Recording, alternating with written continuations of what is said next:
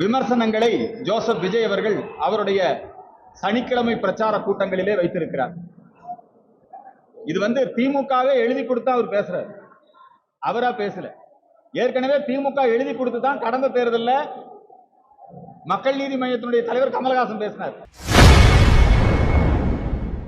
இன்று செய்தியாளர்களை சந்தித்து பேசிய இந்து மக்கள் கட்சி தலைவர் அர்ஜுன் சம்பத் மக்கள் நீதி மைய தலைவர் கமல்ஹாசன் மற்றும் தாவேக தலைவர் விஜயை கடுமையாக விமர்சனம் செய்துள்ளார். முன்னேற்றக் கழகம் குறித்தும் மு.க. ஸ்டாலின் அவர்கள் குறித்தும் விமர்சனங்களை ஜோசப் விஜய் அவர்கள் அவருடைய சனிக்கிழமை பிரச்சார கூட்டங்களிலே வைத்திருக்கிறார்.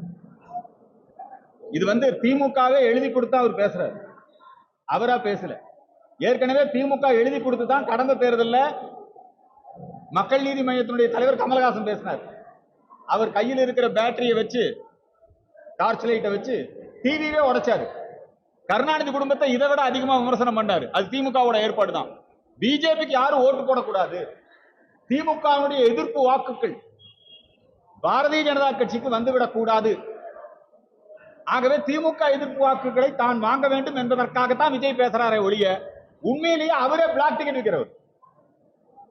விஜய்க்கும் ஊழல் எதிர்ப்புக்கும் என்ன சம்பந்தம்? விஜய்க்கும் அவருக்கு ஜிஎஸ்டி வரி விதிப்பு குறித்து விமர்சனம் செய்வதற்கு என்ன தகுதி இருக்கு? அவரே வரி கட்டாதாள். ஆகவே ஜோசப் விஜய் அவர்கள் திமுகவினுடைய பினாமியாக செயல்படுகிறார், திமுகவினுடைய டூல் கிட்டாக செயல்படுகிறார். இப்படி திமுகவில் பல டூல் கிட் இருக்காங்க. அதுல ஒரு ஆளு தான் அலெக்சாண்டர் அப்படின்னு ஒருத்தர், ஒரு ஸ்டாண்ட் அப் காமெடியன். அவர் வேண்டுமென்றே நம்முடைய பாரத பிரதமர் நரேந்திர மோடி குறித்து இனிமேல் ஒவ்வொரு திமுக நடிகனா பேச ஆரம்பிக்கும். இந்த திமுக தன்னுடைய பிரச்சார பாணி இது. தன்னை எதிர்த்தே பேச வச்சு பிஜேபி ஏடிஎம்கே கூட்டணிக்கு வரக்கூடிய வாக்குகளை அவங்க பிரித்தாளும் சூழ்ச்சி. இதை திமுக நடைமுறைப்படுத்துகிறது. ஆகவே ஜோசப் விஜயனுடைய திமுக எதிர்ப்பு என்பது நடிப்பு, நாடகம்.